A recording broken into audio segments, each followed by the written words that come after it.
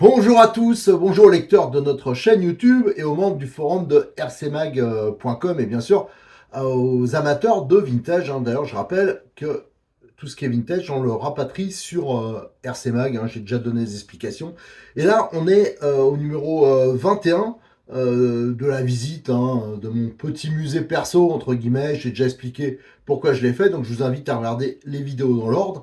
Et c'est le 72e épisode de notre série sur l'histoire de la voiture RC, où je traite tous les sujets, les revues, les courses, enfin tout. À chaque fois, on essaie de trouver un sujet, et il y en a beaucoup à faire. Tout ça, c'est pour essayer de garder un peu de mémoire de l'histoire de notre petit loisir. Et là, donc, cette série jusqu'au numéro 24, ça sera les boîtes. Je vous présente toutes les boîtes que j'ai retrouvées. Entre-temps, j'avoue que j'en ai retrouvé d'autres. Mais bon, ça on verra plus tard. Mais j'ai récupéré 3 boîtes assez intéressantes. Mais je rajouterai à la fin parce que c'est trop compliqué. J'ai déjà tourné quelques vidéos et comme à chaque fois je dis l'ordre, je suis un peu couillon. Allez, donc je vais vous présenter les boîtes. Alors généralement j'en mets 3 ou 4 de ce 21e épisode. Et on continue donc notre série de vidéos. Toujours le principe, j'essaye d'en faire 3 pour pas que ça dure beaucoup plus que 15 minutes, parce qu'après ça devient un peu longuet. Alors là, on va faire quoi? On va faire... Il y a toujours ce tas de boîtes à faire, il y en a encore quelques-unes. Alors là, on va faire une Turing Model Car.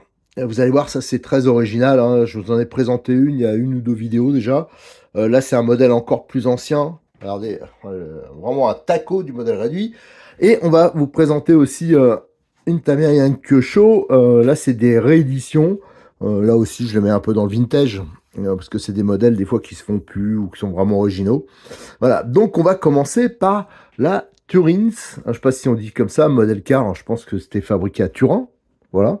Donc c'est une marque italienne, surtout présente dans les années 70 et début des années 80. Et ça avait toujours un aspect, c'était déjà très original souvent, et un aspect un peu maquette roulante. Alors souvent soit des F1, des Sport Proto. D'ailleurs là on a quelques exemples. Vous voyez les boîtes, et là on voit sur le côté la voiture. Donc c'est en tôle d'alu pliée. Il y a très peu de plastique, là c'est du métal embouti, là, la triangulation. Donc il y a une pseudo-suspension avant avec une barre de torsion. Des pneus qui sont, c'est du caoutchouc brut. Enfin voilà, c'est spécial. Dessus, c'était souvent des moteurs d'avion. Voilà, je vais vous montrer ça. Alors ce qui est pas mal, celle-là, c'est que la boîte, elle est quand même...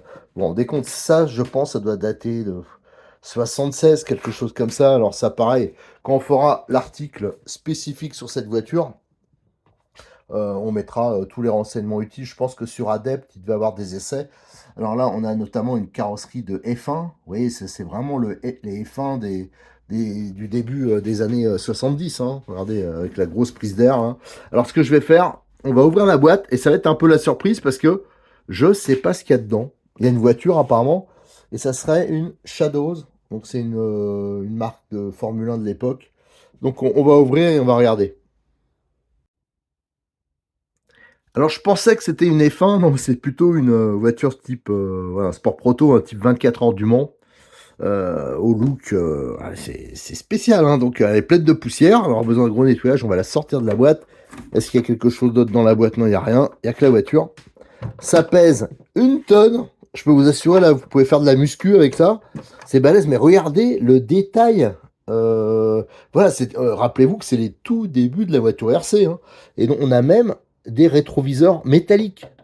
Ça, c'est en métal, les rétroviseurs. Donc, c'est quand même assez spécial. Les jantes, bien sûr, sont en métal et démontables.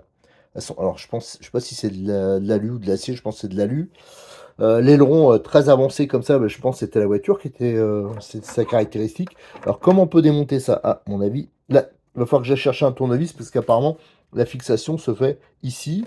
Et là, on a l'arceau, je pense qu'il est intégré à la carrosserie. Alors, je vais chercher le tournevis et je vais démonter la carrosserie pour vous montrer en dessous. Alors la carrosserie est démontée, je peux vous dire qu'elle pèse son poids, c'est lourd, donc je vous ai dit les rétros métalliques. Vous avez aussi les grilles derrière, enfin les grilles, les ventilations, l'arceau métallique hein, en acier qui est fixé par des vis là. Donc ça c'est où on a lu, je sais pas exactement ce que c'est la matière. En tout cas il a frotté celui-là. La carrosserie elle semble quasiment neuve, mais ça a frotté et l'aileron, lui ça c'est un aileron en alu. Ouais, je peux vous dire, ça c'est c'est hyper lourd hein, par rapport aux carrosseries actuelles. Et le châssis, alors vous avez, c'est en fin de compte un profilé en alu, et dessus on voit, il y a des pièces moulées hein, pour le train arrière, voilà, des trompettes arrière, on peut dire ça, la couronne, regardez la taille de la couronne, avec ce moyeu qui semble... c'est en quoi ça? Non, ça je pense c'est du plastique. Vous avez la cloche, alors, elle est guidée, à savoir que la cloche, regardez cette petite pièce là, je pense qu'il y a une bague ou un roulement dedans, et je pense que le bout de l'embrayage, il vient rentrer dedans pour le guider. Voilà, pour que l'entredent il se modifie pas. Et ça, sur ces modèles-là, il y avait ce patin qui venait, regardez, c'était commandé, c'est garni de cuir ou de liège, et ça venait frotter sur la cloche, et c'est ça qui assurait le frein. Je sais pas si vous voyez l'épaisseur du volant qui doit être en acier. Ça, c'est un carburateur, je pense, de type Perry. Et le moteur, j'ai l'impression, c'est un Irvine. Un Comet. Ouais, c'est ça. 23. Voilà, ça, c'est un moteur d'avion, hein, clairement. Hein. Là, on voit qu'il manque les vis de fixation, là. Et l'échappement qui était spécifique. Regardez, l'échappement, c'est direct, c'est des tubes. Ça sort directement de là et ça sort. Ici, on a les feux arrière hein, qui sont montés sur un profilé alu. Donc, le réservoir type avion. Voilà, ça, c'est ça qu'il y avait dans les avions, qu'il y a toujours peut-être d'ailleurs. Donc, c'est là aussi spécifique avec ici une fixation. Ça, on dirait c'est en cuivre, je sais pas exactement. Là, il y a des protections un peu latérales. Je pense que c'est là-dedans que venait se fixer la carrosserie aussi. Elle s'appuyait dessus. Alors ça, je l'ai déjà vu sur des Touring. Alors là, c'est pas le cas, mais j'en ai vu où il y avait comme un ergot qui rentrait là-dedans. Voilà. Et vous avez le système de direction. Alors là, bon, il n'est pas complet parce qu'il manque une des tringles, mais généralement, il y avait cette commande-là, ce renvoi, une tringle qui allait de là et là, et après, ça commandait... donc, vous voyez, c'est juste une corde à piano, hein, c'est quand même assez spécial. Vous avez ici les portes-fusées, les triangles qui sont en acier embouti, voilà, et il y avait un pseudo suspension, on voit ici avec les barres de torsion, c'est ça qui faisait... voilà, donc ça, je pense pas que c'était réglable. Je sais pas trop comment ça marchait. Et on a les fameuses jantes. Alors les pneus, c'est du caoutchouc, c'est du plein. Hein. Et les jantes métalliques. Ah, c'est quand même très très spécial comme voiture. Alors vous allez voir dans ma collection, quand on fera le tour, hein, il y en a, je crois, 3 comme ça. Mais avec des carrosseries très différentes. Je pense qu'il y a une F1 et 2 Sport Proto. Ah, bien sûr, hein. Regardez les échappements qui dépassent, la couronne qui dépasse, mais énormément. Regardez comment elle est exposée, la couronne. Ah, ça, c'est assez incroyable, quoi. Enfin bref, voilà. Donc là, il n'y avait pas d'histoire de châssis fraisé. Voilà. Et pour en avoir vu quelques-unes de ces voitures, souvent, c'était plié à l'avant. Parce que bien sûr, il n'y a pas de pare-choc, enfin, il n'y a rien qui protège. Et c'est de l'alu qui est très fin. Donc souvent, c'était déformé. Voilà, donc celle-là, elle a besoin d'une bonne révision. Il faut la remettre, voilà, parce que là, les suspensions, par exemple, ça doit être un peu coinsouillé. Mais quand on fera ça, quand on fera l'article vraiment sur ces voitures bien précis, on démontera tout le train avant pour vous montrer vraiment le système en détail. Donc voilà, là, cette Turins modèle car, voilà, avec, qui est quand même assez original. Et moi, je la daterais, allez, je vais dire 76, quelque chose comme ça. Donc c'est vraiment les tout débuts de la voiture RC. C'est ça, c'était vraiment les premières voitures qui étaient avec une assez large diffusion qu'on pouvait trouver éventuellement en boutique, mais c'était vraiment destiné au loisir. Hein.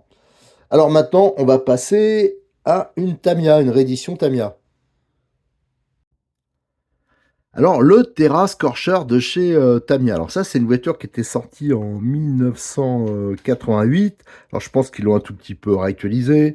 Il y a eu donc un variateur électronique dedans, le moteur. Ça, c'est une voiture, je crois, qui est toujours dispo chez Modélisme 34. Mais comme je m'attends qu'ils le refassent plus, je me suis dit que c'était peut-être intéressant de la mettre de côté. Donc ça, c'était un modèle déjà un peu haut de gamme dans la gamme Tamiya. Hein.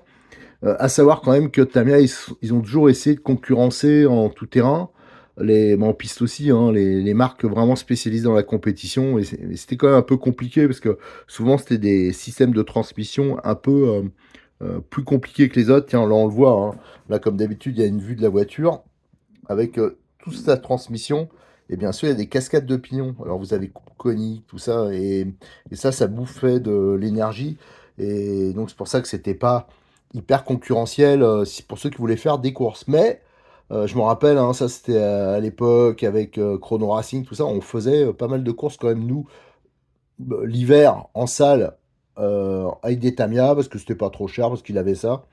Et nous, voilà, on y allait juste, pour jouer. Donc, et plus on se faisait des amicales, avec, beaucoup de Tamiya, mais, des 4x2, des tractions, des voilà. Ça, c'est vrai qu'on a beaucoup roulé à l'époque avec des boomerangs, voilà. Alors le Terra Scorcher, j'avoue que, moi j'ai jamais eu à l'époque, alors c'est l'occasion. Donc à l'occasion, je vous ferai aussi le montage. Alors, je vais regarder si la boîte est ouverte. Normalement, elle m'a servi à vous faire la présentation, hein. Vous avez déjà la présentation complète, sur, notre chaîne YouTube, et on va voir si la boîte est ouverte. Donc c'était bien ça, c'est la voiture qui m'a servi à faire la présentation. Alors, il y a des différences, hein, par rapport au kit de l'époque. Alors là, qu'est-ce qu'on a? Je pense que c'est, ah ouais, c'est l'aileron arrière, regardez. Qui est quand même spécifique, hein, le look. C'est vraiment un look de cette époque-là, hein. Entre Kyosho et Tamiya, ils se faisaient un peu, l'arsouille pour celui qui ferait la carrosserie la plus, futuriste, et avec une caractéristique, quand même, commune, c'était, on voyait, le pilote. Donc d'ailleurs, il y a le socle, ici, du pilote avec les bras, la carrosserie, donc très futuriste. Et là, toutes les pièces, regardez les pare-chocs à l'époque, c'était une pelle à tarte, hein. Voilà, ça habillait aussi le dessous, enfin voilà. Donc toute la voiture avec les pneus, avec vraiment le look de l'époque, les jantes aussi.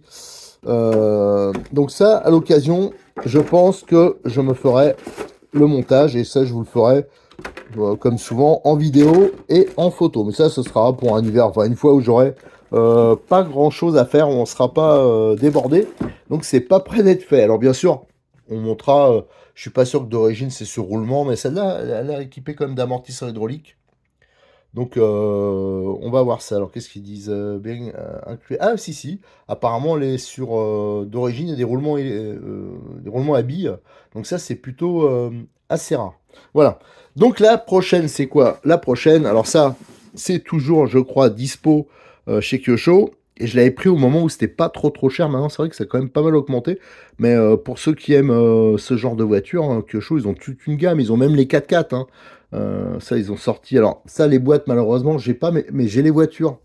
Faut que je les retrouve, les boîtes. Je les ai déposées. Je les ai pas ici, mais ça, c'est un truc que je vous présenterai plus tard. Mais c'est des voitures, c'est des rééditions. Alors là, on a le Scorpion.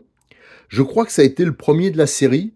Donc, avec, le petit look, buggy, californien. Enfin, voilà, avec même les jantes, hein, ça a ce petit, look-là qu'on retrouvait sur les châssis, sur base coccinelle, hein, Volkswagen, donc avec, les bras, tirés.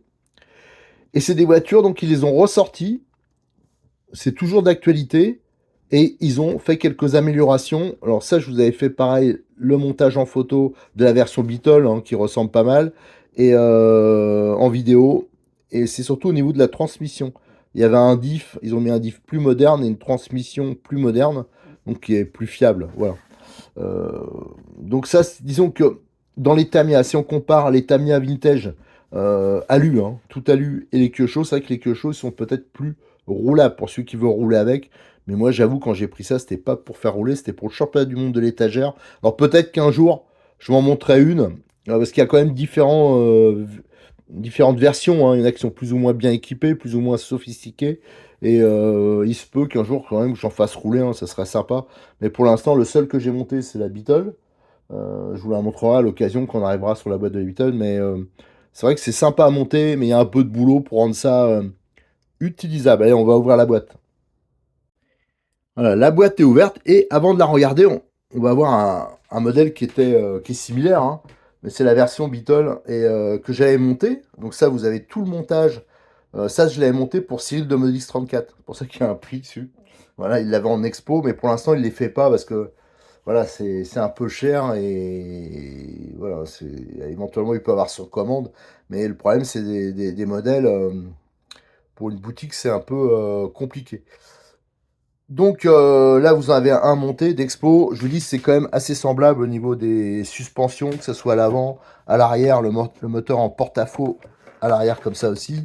Et le fameux châssis poutre, hein, la batterie elle rentre là, hein, il y a une trappe en plastique. Et vous voyez, c'est entièrement, la cellule arrière, c'est entièrement en alu, tout ça. Sauf que ce qui a évolué, je vous dis, c'est surtout au niveau de la transmission à l'arrière. Ça, si vous vous intéressez à ce modèle, hein, j'ai fait plein de choses sur cette voiture. Alors là, on avait un modèle qui m'avait servi à faire la présentation de la boîte.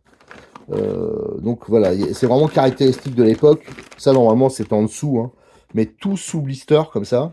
Voilà, quand on achetait une voiture, on ouvrait la boîte et on voyait les pièces présentées. Ça, moi, je trouve que c'était quand même sympa. Alors là, on voit une des grosses différences, c'est le différentiel, hein. Donc c'est un différentiel moderne qui est dedans. Alors ça, pour celui qui veut faire rouler, c'est très bien. Et là, on a la même chose, hein, pour la cellule qu'on aperçoit ici. Il y a même un slipper. Donc c'est une transmission là aussi qui est moderne. Par contre, pour le reste, que ce soit carrosserie, la triangulation, tout ça, ça me semble quand même très proche de ce qui se faisait à l'époque. Là, ouais, le système de baignoire. Là, sur la carrosserie, on voit le pilote, hein, qui est intégré, le bas du pilote. Le casque, il est à part, il est ici. Voilà. Et ici, le fameux châssis baignoire qui, je crois, existe. Alors après, disons que Kyosho, ils sont un peu tombés dans un délire. C'est que ces voitures-là, ils se sont dit, bah, peut-être qu'on les vend pas qu'à des amoureux de vintage. Il y en a qui aiment bien aussi le look et qui ont envie de rouler moderne. Alors après, ils ont sorti pas mal de pièces options.